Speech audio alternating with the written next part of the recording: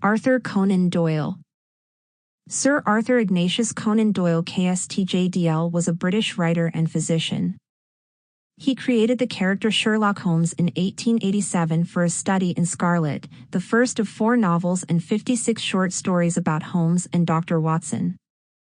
The Sherlock Holmes stories are milestones in the field of crime fiction. Doyle was a prolific writer. Other than Holmes stories, his works include fantasy and science fiction stories about Professor Challenger and humorous stories about the Napoleonic soldier Brigadier Gerard, as well as plays, romances, poetry, non-fiction, and historical novels. One of Doyle's early short stories, J. Habakkuk Jeffson's Statement, helped to popularize the mystery of the Mary Celeste. The Adventures of Sherlock Holmes by Sir Arthur Conan Doyle. Adventure number 7. The Adventure of the Blue Carbuncle. I had called upon my friend, Sherlock Holmes, upon the second morning after Christmas, with the intention of wishing him the compliments of the season. He was lounging upon the sofa in a purple dressing-gown, a pipe-rack within his reach upon the right, and a pile of crumpled morning papers, evidently newly studied, near at hand. Beside the couch was a wooden chair, and on the angle of the back hung a very seedy and disreputable hard felt hat, much the worse for wear and cracked in several places. A lens and a forceps lying upon the seat of the chair suggested that the hat had been suspended in this manner for the purpose of examination. "You are engaged," said I. "Perhaps I interrupt you." "Not at all. I'm glad to have a friend with whom I can discuss my results. The matter is a perfectly trivial one." He jerked his thumb in the direction of the old hat. "But there are points in connection with it which are not entirely devoid of interest and even of instruction." I seated myself in his armchair and warmed my hands before his crackling fire, for a sharp frost had set in and the windows were thick with the ice crystals. "I suppose," I remarked, "that, homely as it looks, this thing has some deadly story linked on to it, that it is the clue which will guide you in the solution of some mystery and the punishment of some crime." No crime," said Sherlock Holmes, laughing. "Only one of those whimsical little incidents which will happen when you have 4,000,000 human beings all jostling each other within the space of a few square miles. Amid the action and reaction of so dense a swarm of humanity, every possible combination of events may be expected to take place, and many a little problem will be presented which may be striking and bizarre without being criminal. We have already had experience of such." "So much so," I remarked, "that of the last 6 cases which I have added to my notes, 3 have been entirely free of any legal crime." "Precisely. You allude to my attempt to recover the Irene Adler papers, to the singular case of Miss Mary Sutherland, and to the adventure of the man with the twisted lip. Well, I have no doubt that this small matter will fall into the same innocent category. You know Peterson, the commissionaire?" "Yes." "It is to him that this trophy belongs." "It is his hat." No, he found it. Its owner is unknown. I beg that you will look upon it not as a battered billycock, but as an intellectual problem. And first, as to how it came here. It arrived upon Christmas morning in company with a good fat goose, which is, I have no doubt, roasting at this moment in front of Peterson's fire. The facts are these.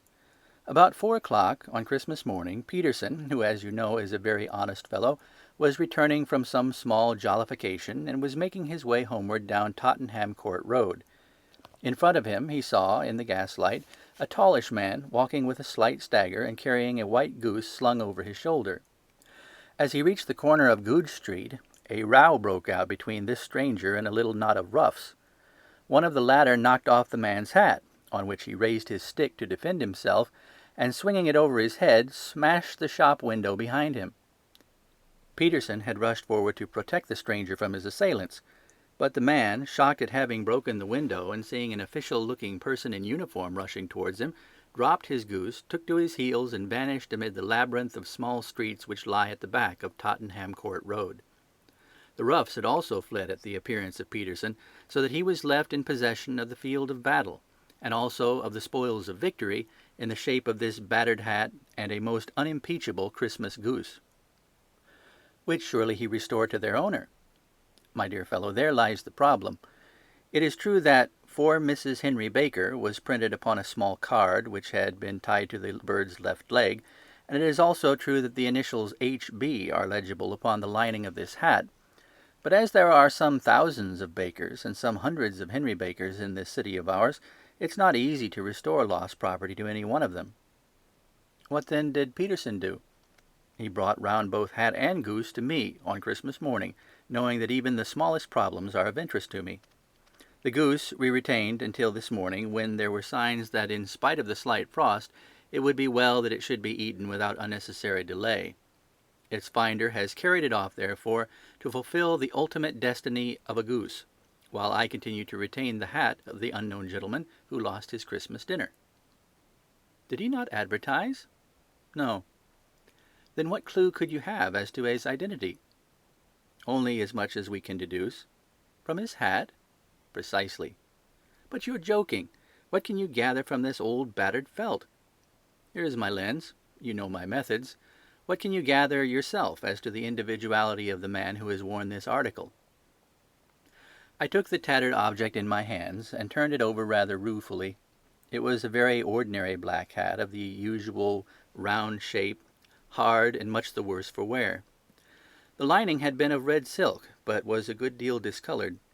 There was no maker's name, but as Holmes had remarked, the initials H.B. were scrawled upon one side. It was pierced in the brim for a hat securer, but the elastic was missing. For the rest, it was cracked, exceedingly dusty, and spotted in several places, although there seemed to have been some attempt to hide the discoloured patches by smearing them with ink. "I can see nothing," said I, handing it back to my friend. "On the contrary, Watson, you can see everything. You fail, however, to reason from what you see. You are too timid in drawing your inferences." "Then pray tell me what it is that you can infer from this hat." He picked it up and gazed at it in the peculiar introspective fashion which was characteristic of him. "It is perhaps less suggestive than it might have been," he remarked. "And yet there are a few inferences which are very distinct, and a few others which represent at least a small balance of probability. That the man was highly intellectual is of course obvious upon the face of it, and also that he was fairly well to do within the last 3 years, although he has now fallen upon evil days.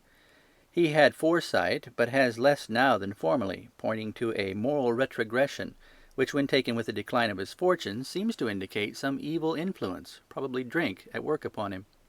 This may account also for the obvious fact that his wife has ceased to love him." "My dear Holmes!" "He has, however, retained some degree of self-respect," he continued, disregarding my remonstrance. "He is a man who leads a sedentary life, goes out little, is out of training entirely, is middle-aged, has grizzled hair which he has had cut within the last few days, and which he anoints with lime cream. These are the more patent facts which may be deduced from his hat. Also, by the way, that it is extremely improbable that he has had gas laid on in his house." "You're certainly joking, Holmes." "Not in the least. Is it possible that even now, when I gave you these results, you are unable to see how they are attained?" "I have no doubt that I am very stupid, but I must confess that I am unable to follow you. For example, how did you deduce that this man was intellectual?" For answer, Holmes clapped the hat upon his head. It came right over the forehead and settled upon the bridge of his nose. "It is a question of cubic capacity," said he. "A man with so large a brain must have something in it." "The decline in his fortunes, then?" "This hat is 3 years old. These flat brims curled at the edge came in then. It is a hat of the very best quality. Look at the band of ribbed silk and the excellent lining. If this man could afford to buy so expensive a hat 3 years ago, and has had no hat since, then he has assuredly gone down in the world." "Well, that is clear enough, certainly. But how about the foresight and the moral retrogression?" Sherlock Holmes laughed. "Here is the foresight," said he, putting his finger upon the little disc and loop of the hat securer. "They are never sold upon hats. If this man ordered one, it is a sign of a certain amount of foresight, since he went out of his way to take this precaution against the wind. But since we see that he has broken the elastic and is not troubled to replace it, it is obvious that he has less foresight now than formerly, which is a distinct proof of a weakening nature. On the other hand, he has endeavoured to conceal some of these stains upon the felt by daubing them with ink, which is a sign that he has not entirely lost his self-respect." "Your reasoning is certainly plausible." "The further points that he is middle-aged, that his hair is grizzled, that it has been recently cut, and that he uses lime cream are all to be gathered from a close examination of the lower part of the lining. The lens discloses a large number of hair ends, clean cut by the scissors of the barber. They all appear to be adhesive, and there is a distinct odor of lime cream. This dust, as you will observe, is not the gritty grey dust of the street, but the fluffy brown dust of the house, showing that it has been hung up indoors most of the time, while the marks of moisture upon the inside are proof positive that the wearer perspired very freely, and could therefore hardly be in the best of training. But his wife, you said that she had ceased to love him. This hat has not been brushed for weeks. When I see you, my dear Watson, with a week's accumulation of dust upon your hat, and when your wife allows you to go out in such a state, I shall fear that you also have been unfortunate enough to lose your wife's affection. But he might be a bachelor. Nay, he was bringing home the goose as a peace offering to his wife. Remember the card upon the bird's leg? You have an answer for everything. But how on earth do you deduce that the gas is not laid on in his house? One tallow stain, or even two, might come by chance, but when I see no less than 5, I think that there can be little doubt that the individual must be brought into frequent contact with burning tallow, walks upstairs at night probably, with his hat in one hand and a guttering candle in the other. Anyhow, he never got tallow stains from a gas jet. Are you satisfied? Well, it is very ingenious, said I, laughing. But since, as you said just now, there has been no crime committed and no harm done save the loss of a goose, all this seems to be rather a waste of energy. Sherlock Holmes had opened his mouth to reply when the door flew open, and Peterson, the commissionaire, rushed into the apartment with flushed cheeks and the face of a man who is dazed with astonishment. "The goose, Mr. Holmes! The goose, sir!" he gasped. "Eh? What of it, then? Has it returned to life and flapped off through the kitchen window?" Holmes twisted himself round upon the sofa to get a fairer view of the man's excited face. "See here, sir! See what my wife found in its crop!" He held out his hand and displayed upon the centre of the palm a brilliantly scintillating blue stone, rather smaller than a bean in size, but of such purity and radiance that it twinkled like an electric point in the dark hollow of his hand. Sherlock Holmes sat up with a whistle. "By Jove, Peterson," said he, "this is a treasure trove indeed. I suppose you know what you've got." "A diamond, sir! A precious stone! It cuts into glass as though it were putty." "It's more than a precious stone. It's the precious stone." "Not the Countess of Morcar's blue carbuncle!" I ejaculated. "Precisely so. I ought to know its size and shape, seeing that I have read the advertisement about it in the Times every day lately. It is absolutely unique, and its value can only be conjectured, but the reward offered of £1,000 is certainly not within a 20th part of the market price." £1,000! Great Lord a mercy! The commissionaire plumped down into a chair and stared from one to the other of us. "That is the reward, and I have reason to know that there are sentimental considerations in the background which could induce the Countess to part with half her fortune if she could just recover the gem." "It was lost, if I remember aright, at the Hotel Cosmopolitan," I remarked. "Precisely so, on the 22nd of December, just 5 days ago. John Horner, a plumber, was accused of having abstracted it from the lady's jewel case. The evidence against him was so strong that the case has been referred to the assizes. I have some account of the matter here, I believe." He rummaged amid his newspapers, glancing over the dates, until at last he smoothed one out, doubled it over, and read the following paragraph. "Hotel Cosmopolitan Jewel Robbery. John Horner, 26, plumber, was brought up upon the charge of having, upon the 22nd instant, abstracted from the jewel case of the Countess of Morcar the valuable gem known as the blue carbuncle.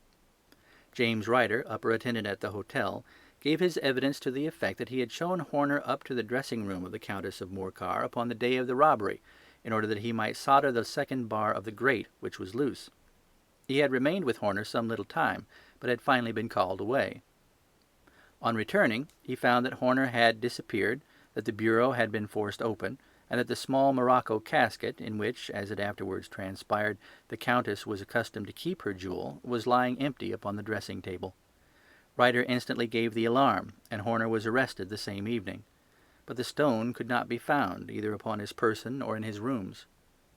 Catherine Cusack, maid of the Countess, deposed to having heard Ryder's cry of dismay on discovering the robbery, and to having rushed into the room where she found matters as described by the last witness. Inspector Bradstreet, B Division, gave evidence as to the arrest of Horner, who struggled frantically and protested his innocence in the strongest terms. Evidence of a previous conviction for robbery having been given against the prisoner, the magistrate refused to deal summarily with the offence, but referred it to the assizes. Horner, who had shown signs of intense emotion during the proceedings, fainted away at the conclusion and was carried out of court. So much for the police court, said Holmes, thoughtfully, tossing aside the paper. The question for us now to solve is the sequence of events leading from a rifled jewel case at one end to the crop of a goose in Tottenham Court Road at the other.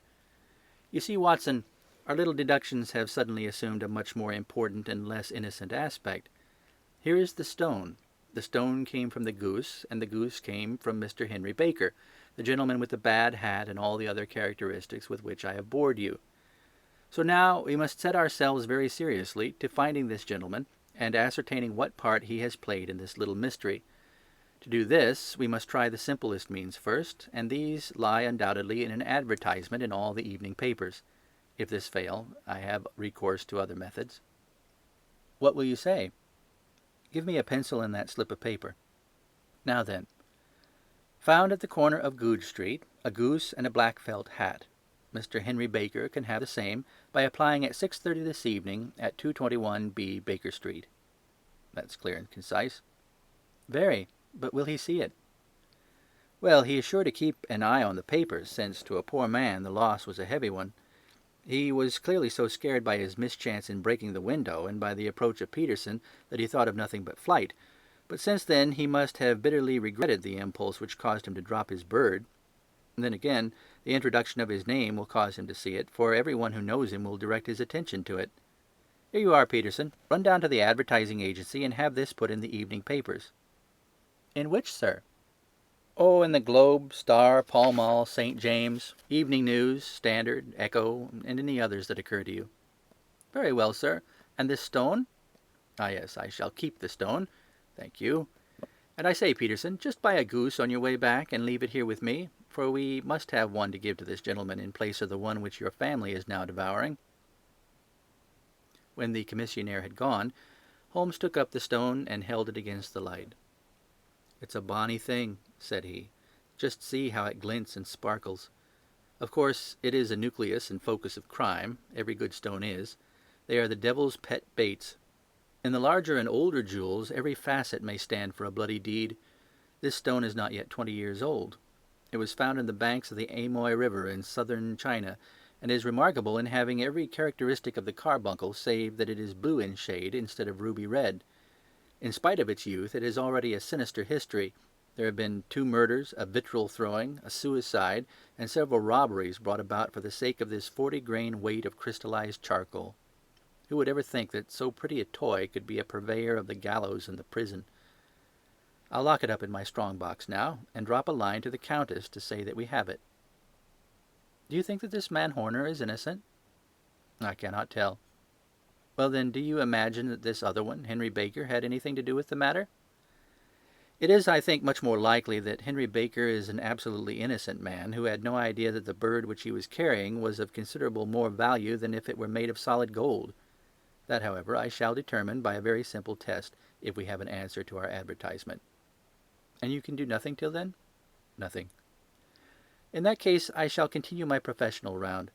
But I shall come back in the evening at the hour you have mentioned, for I would like to see the solution of so tangled a business. Very glad to have you. I dine at 7. There is a woodcock, I believe. By the way, in view of recent occurrences, perhaps I ought to ask Mrs. Hudson to examine its crop. I had been delayed at a case, and it was a little after 6:30 when I found myself in Baker Street once more. As I approached the house, I saw a tall man in a Scotch bonnet with a coat, which was buttoned up to his chin, waiting outside in the bright semicircle which was thrown from the fanlight. Just as I arrived, the door was opened, and we were shown up together to Holmes's room. "Mr. Henry Baker, I believe?" said he, rising from his armchair and greeting his visitor with the easy air of geniality which he could so readily assume. "Pray take this chair by the fire, Mr. Baker. It's a cold night, and I observe that your circulation is more adapted for summer than for winter. Ah, Watson, you have just come at the right time. Is that your hat, Mr. Baker? Yes, sir, that is undoubtedly my hat. He was a large man, with rounded shoulders, a massive head, and a broad, intelligent face, sloping down to a pointed beard of grizzled brown. A touch of red in nose and cheeks, with a slight tremor in his extended hand, recalled Holmes's surmise as to his habits. His rusty brown frock coat was buttoned right up in front, with the collar turned up, and his lank wrists protruded from his sleeves without a sign of cuff or shirt. He spoke in a slow staccato fashion, choosing his words with care, and gave the impression generally of a man of learning and letters who had had ill usage at the hands of fortune. "We have retained these things for some days," said Holmes, "because we expected to see an advertisement from you giving your address. I am at a loss to know now why you did not advertise." Our visitor gave a rather shamefaced laugh. "Shillings have not been so plentiful with me as they once were," he remarked. "I had no doubt that the gang of roughs who assaulted me had carried off both my hat and the bird. I did not care to spend more money in a hopeless attempt to recover them." "Very naturally. By the way, about the bird, we were compelled to eat it." "To eat it?" Our visitor half rose from his chair in his excitement. "Yes, it would have been no use to anyone had we not done so. But I presume that this other goose upon the sideboard, which is about the same weight and perfectly fresh, will answer your purpose equally well?" "Oh, certainly, certainly," answered Mr. Baker with a sigh of relief. "Of course, we still have the feathers, legs, crop, and so on of your own bird, so if you wish—" The man burst into a hearty laugh. "They might be useful to me as relics of my adventure," said he, "but beyond that, I can hardly see what use the dejecta membra of my late acquaintance are going to be to me. No, sir, I think that, with your permission, I will confine my attentions to the excellent bird which I perceive upon the sideboard." Sherlock Holmes glanced sharply across at me, with a slight shrug of his shoulders. "There is your hat, then, and there your bird," said he. "By the way, would it bore you to tell me where you got the other one from? I am somewhat of a fowl fancier, and I have seldom seen a better-grown goose." "Certainly, sir," said Baker, who had risen and tucked his newly gained property under his arm. "There are a few of us who frequent the Alpha Inn near the museum. We are to be found in the museum itself during the day, you understand. This year our good host, Windigate by name, instituted a goose club, by which, on consideration of some few pence every week, we were each to receive a bird at Christmas. My pence were duly paid, and the rest is familiar to you. I am much indebted to you, sir, for a Scotch bonnet is fitted neither to my years nor my gravity."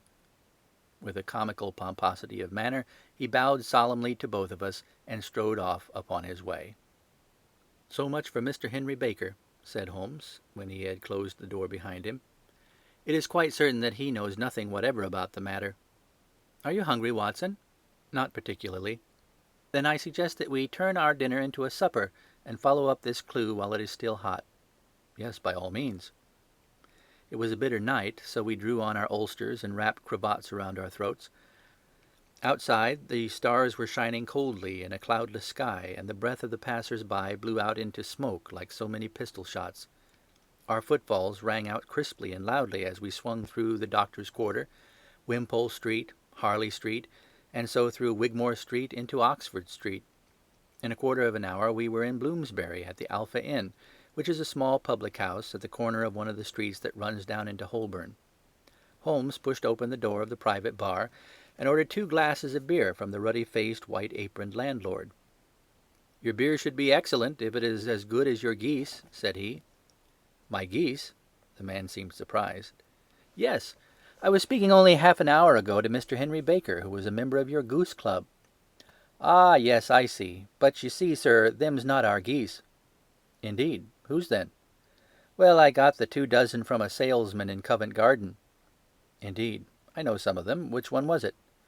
"Breckenridge is his name." "I don't know him. Well, here's your good health, landlord, and prosperity to your house. Good night."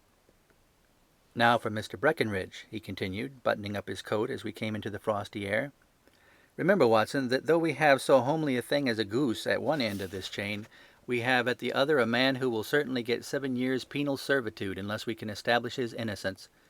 It is possible that our inquiry may but confirm his guilt, but in any case we have a line of investigation which has been missed by the police, and which a singular chance has placed into our hands. Let us follow it out to the bitter end. Faces to the south, then, and quick march. We passed across Holborn, down Indal Street, and so through a zigzag of slums to Covent Garden Market. One of the largest stalls bore the name of Breckenridge upon it, and the proprietor, a horsey-looking man with a sharp face and trim side-whiskers, was helping a boy to put up the shutters. "Good evening. It's a cold night," said Holmes. The salesman nodded and shot a questioning glance at my companion. "Sold out of geese, I see," continued Holmes, pointing at the bare slabs of marble. "Let you have 500 tomorrow morning." "That's no good." "Well, there are some on the stall with the gas flare." "Ah, but I was recommended to you." "Who by?" "The landlord of the Alpha." "Oh, yes, I sent him a couple of dozen." "Fine birds they were, too. Now, where did you get them from?" To my surprise, the question provoked a burst of anger from the salesman. "Now then, mister," said he, with his head cocked and his arms akimbo, "what are you driving at? Let's have it straight now." "It's straight enough. I should like to know who sold you the geese which you supplied to the Alpha." "Well, then, I shan't tell you. So now." "Oh, it's a matter of no importance. But I don't know why you should be so warm over such a trifle." "Warm? You'd be as warm, maybe, if you were pestered as I am.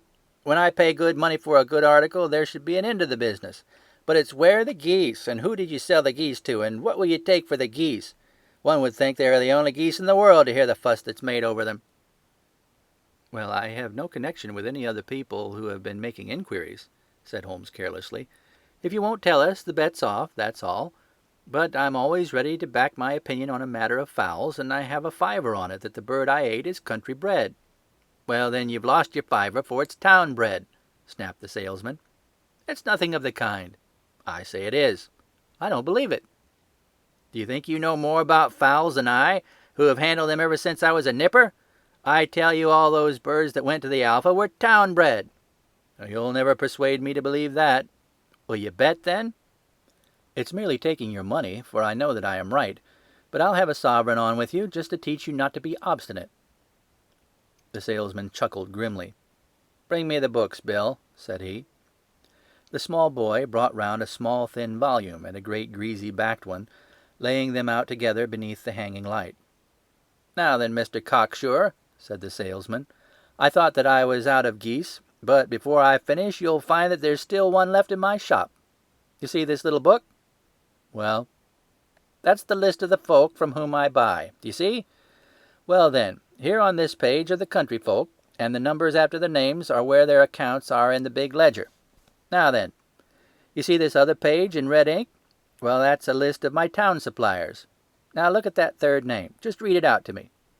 "Mrs. Oakshott, 117 Brixton Road, 249, read Holmes. "Quite so. Now, turn that up in the ledger." Holmes turned to the page indicated. "There you are. Mrs. Oakshott, 117 Brixton Road, egg and poultry supplier.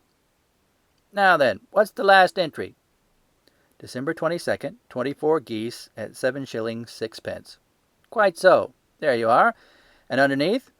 Sold to Mr. Windigate of the Alpha at 12 shillings. What do you have to say now?"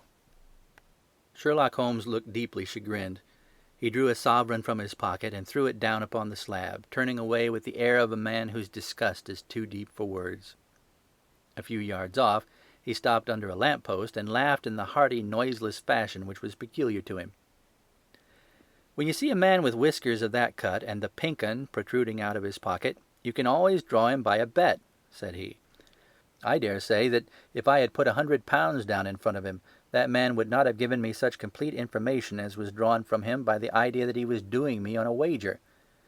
Well, Watson, we are, I fancy, nearing the end of our quest, and the only point which remains to be determined is whether we should go on to this Mrs. Oakshott tonight, or whether we should reserve it for tomorrow.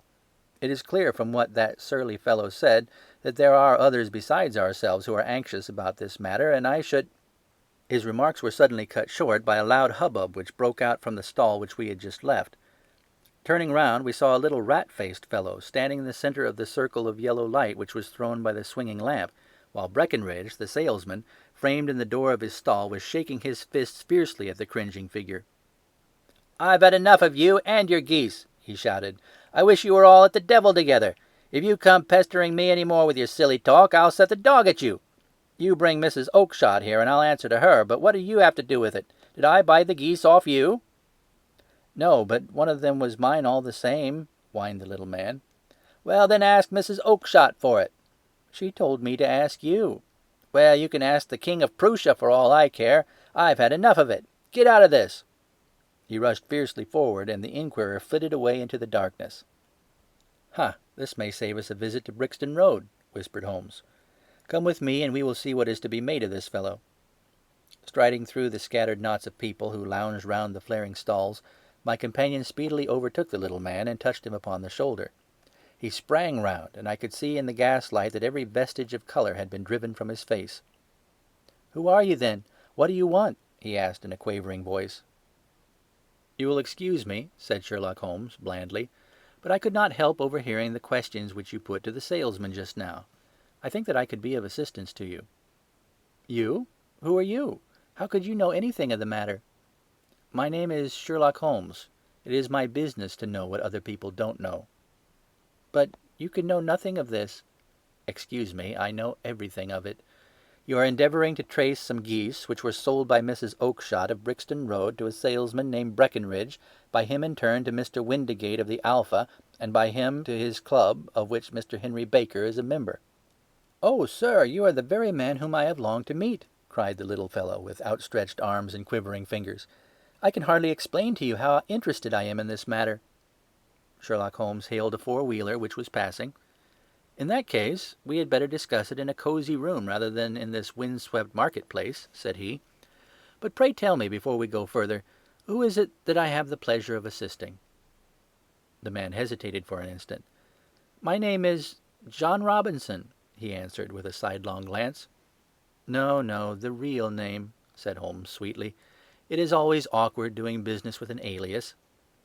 A flush sprang to the white cheeks of the stranger. "Well, then," said he, "my real name is James Ryder." "Precisely so. Head attendant of the Hotel Cosmopolitan. Pray step into the cab, and I shall soon be able to tell you everything which you would wish to know." The little man stood glancing from one to the other of us with half-frightened, half-hopeful eyes, as one who is not sure whether he is on the verge of a windfall or a catastrophe. Then he stepped into the cab, and in half an hour we were back in the sitting-room at Baker Street.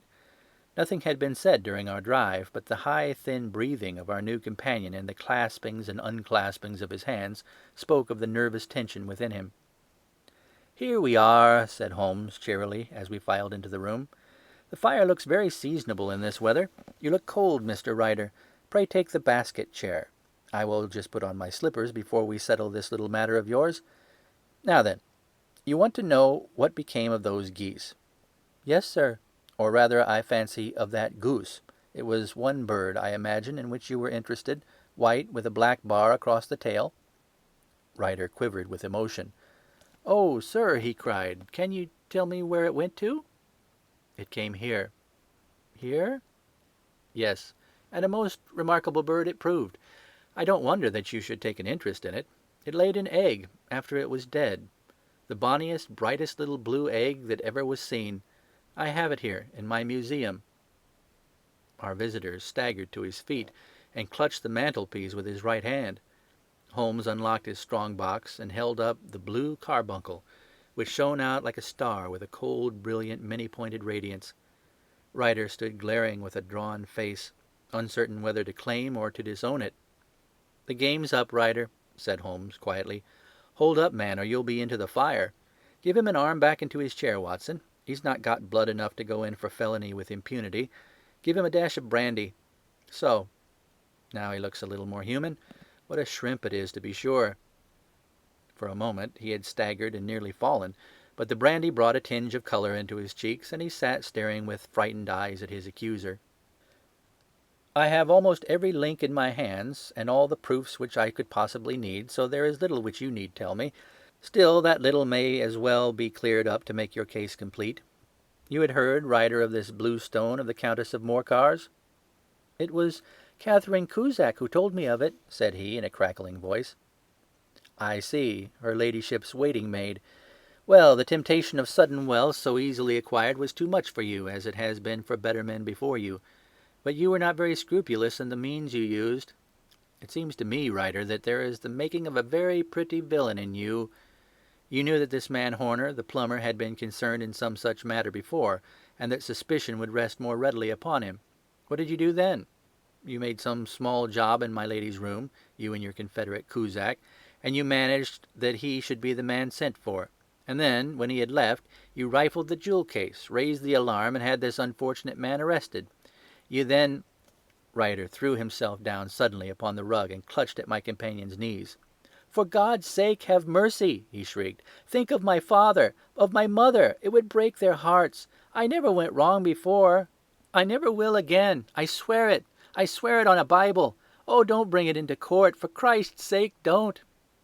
"Get back into your chair," said Holmes sternly. "It is very well to cringe and crawl now, but you thought little enough of this poor Horner in the dock for a crime of which he knew nothing."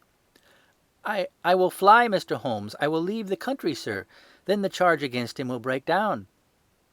We will talk about that. And now let us hear a true account of the next act.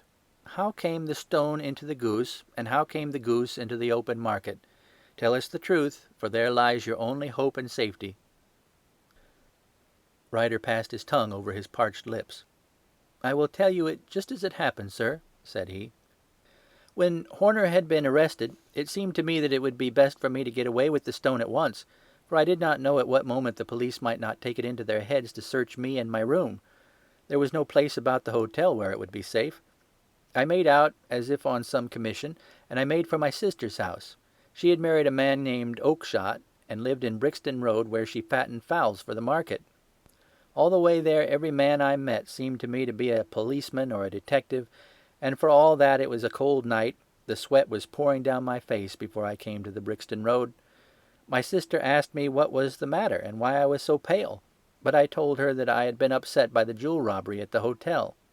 Then I went back into the backyard and smoked a pipe and wondered what would be the best to do. I had a friend once, called Maudsley, who went to the bad and had just been serving his time in Pentonville. One day he had met me and fell into talk about the way of thieves and how they could get rid of what they stole. I knew that he would be true to me, for I knew one or two things about him, so I made up my mind to go right on to Kilburn, where he lived, and take him into my confidence. He would show me how to turn the stone into money, but how to get to him in safety. I thought of the agonies I had gone through in coming from the hotel. I might at any moment be seized and searched, and there would be the stone in my waistcoat pocket. I was leaning against the wall at the time, and looking at the geese which were waddling about round my feet, and suddenly an idea came into my head which showed me how I could beat the best detective that ever lived. My sister had told me some weeks before that I might have the pick of her geese for a Christmas present, and I knew that she was always as good as her word. I could take my goose now, and in it I would carry my stone to Kilburn. There was a little shed in the yard, and behind this I drove one of the birds, a fine big one, white with a barred tail. I caught it, and prizing its bill open, I thrust the stone down its throat as far as my finger could reach. The bird gave a gulp, and I felt the stone pass along its gullet and down into its crop. But the creature flapped and struggled, and out came my sister to know what was the matter. As I turned to speak to her, the brute broke loose and fluttered off among the others. "Whatever were you doing with that bird, Jim?" says she. "Well," said I, "you said you'd give me one for Christmas, and I was feeling which was the fattest." "Oh," says she, "we've set yours aside for you. Jem's bird, we call it. It's the big white one over yonder. There's 26 of them, which makes one for you and one for us and 2 dozen for the market." "Thank you, Maggie," says I, "but if it's all the same to you, I'd rather have that one I was handling just now." "The other is a good 3 pounds heavier," said she, "and we fattened it expressly for you." "Never mind, I'll have the other, and I'll take it now," said I. "Oh, just as you like," said she, a little huffed. "Which is it you want, then?" "That white one, with the barred tail, right in the middle of the flock." "Oh, very well. Kill it and take it with you." Well, I did what she had said, Mr. Holmes, and I carried the bird all the way to Kilburn. I told my pal what I had done, for he was a man that it was easy to tell a thing like that to.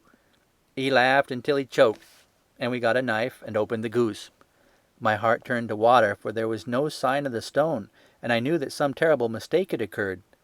I left the bird, rushed back to my sister's, and hurried into the backyard. There was not a bird to be seen there. "Where are they all, Maggie?" I cried. "Gone to the dealers, Jem." "Which dealers?" "Breckenridge, of Covent Garden." "But was there another with a barred tail?" I asked, "the same as the one I chose?"